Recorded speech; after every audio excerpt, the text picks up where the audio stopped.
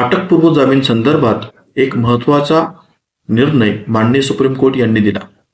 आता माननीय supreme court यांच्या निर्णयानुसार एखाद्या आरोपीला जेलमध्ये बसून सुद्धा अटकपूर्व जामीन दाखल करता येतो किंवा करता येऊ शकतो.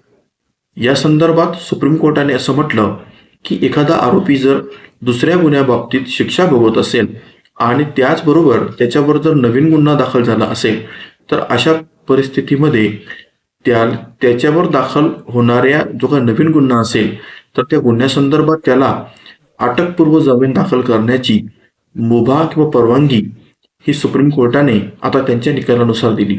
सुप्रीम कोर्टाने निकाल देताना असं म्हटलं की क्रिमिनल प्रोसिजर कोड किंवा भारतीय नागरिक सुरक्षा संहिता यामध्ये या स्वरूपाचा कोणत्याही प्रकारचा बार देण्यात आलेला नाही.